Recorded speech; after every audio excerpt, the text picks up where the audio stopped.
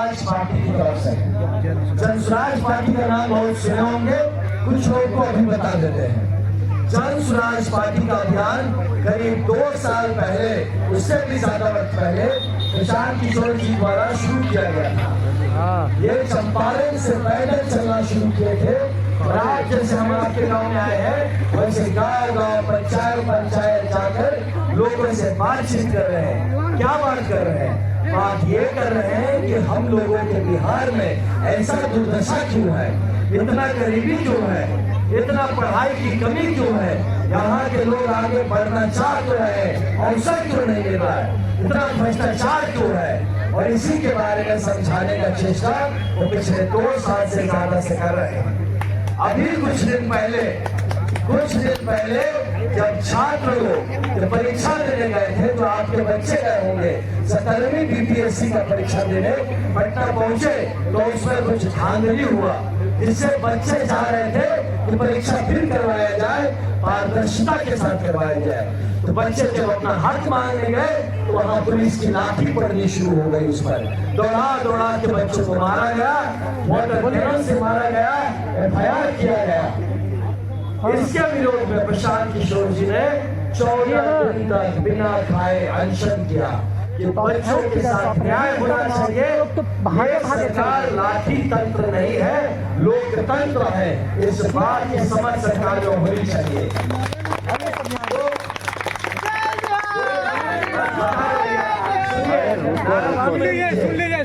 बात सुनिए, आपके लिए बात कर रहे हैं। तो अब आप सोचिए, ठीक है ये तो हुआ, तो मोटरसाइकिल क्यों चला रहे थे, जा कहाँ रहे हैं, क्या चाह रहे हैं? तो मोटरसाइकिल इसलिए चला रहे हैं कि हर गांव तक पहुंच रहा है।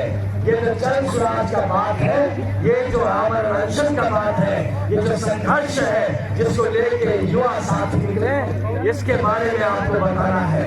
आपको बताना है ये संघर्ष जन स्वराज का ही नहीं, सिर्फ इन 200 युवा साथियों का नहीं, ये संघर्ष आपका है।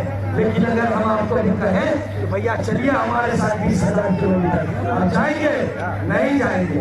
क्यों नहीं जाएंगे? इसलिए नहीं कि आपको बिहार नहीं बदलना है, आप इसलिए नहीं जाएंगे, घर में जिम्मेदारी है, आपकी पढ़ाई है, लड़ेगा कौन? ये बिहार बदलेगा कैसे? ये भ्रष्टाचार मुक्त कैसे होगा?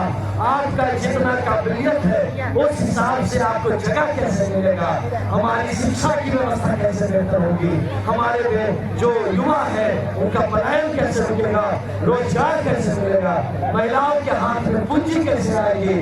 जो वृद्ध है, बुजुर्ग है, इनको कैसे इनको अच्छा पेंशन दिया जा सके, कम से कम 2,000 रुपए का? कैसे इनकी बुढ़ापे को सम्मानजनक बनाया जा सके? कैसे हमारे किसानों का जो आय है उसको दुगना किया जा सके? इसके लिए संघर्ष करना पड़ेगा। या अगर ऐसे ही होना होता तो आप हर बार चुनाव में वोट देते हैं, हर बार अपने नेता बनाते हैं, होना होता तो हो गया होता। आप जिन मुद्दों पे वोट देते रहे वही काम आपके साथ होता रहा। कभी आप मंदिर के मुद्दे पे वोट दिए तो मंदिर बना दिया गया, कभी आपको कहा गया कि आपकी आवाज सुनी जाएगी, आप उस पर वोट दिए तो आपकी आवाज सुनी गई, लेकिन कभी आपने अपने बच्चों को पढ़ाई के लिए वोट नहीं दिया, कभी भी आपने अपने बच्चों को बाहर जाने से रोकने के लिए, पलायन रोक के यहाँ रोजगार खड़ा होने के लिए वोट नहीं दिया।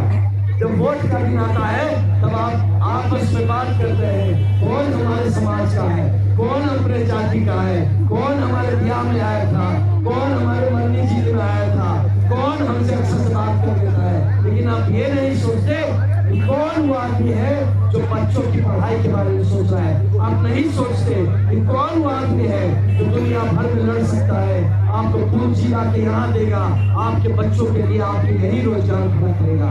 क्योंकि आप ये नहीं सोचते, आपको ये नहीं मिलता है। इसीलिए जन स्वराज ये बात आपको लेकर आया है कि आप समझिए आपकी जरूरत है इस गरीबी से निकलना। जब तक इस गरीबी से नहीं निकलेंगे आपके बच्चे पढ़ाई नहीं कर सकते, जब तक गरीबी से नहीं निकलेंगे आपका घर ठीक से नहीं बन सकता, जब तक गरीबी से नहीं निकलेंगे आपका कहीं कोई सुनवाई नहीं होगा। इसलिए इस गरीबी से निकलने के लिए, अपनी सरकार बनाने के लिए, अपना हाथ मजबूत करने के लिए जन स्वराज एक विकल्प बनकर खड़ा हुआ आपके सामने। मेरा नाम मेरा नाम है सुनिए, मेरा नाम है आनंद मिश्रा। हम खुद एक IPS अधिकारी थे। हम जिला का SP को जो होता है जानते ना, SP कलेक्टर SP, वही हम KSP थे। तो वो सब नौकरी छोड़ के आए हैं। प्रशांत जी अपना पूरा काम वाम बंद करके पूरा लग गए हैं यहाँ पे बिहार बनाने में। तो आपको क्या लगता है, ये संघर्ष करने के लिए जो हम लोग चले हैं, आपको इसका साथ देना चाहिए कि नहीं देना चाहिए?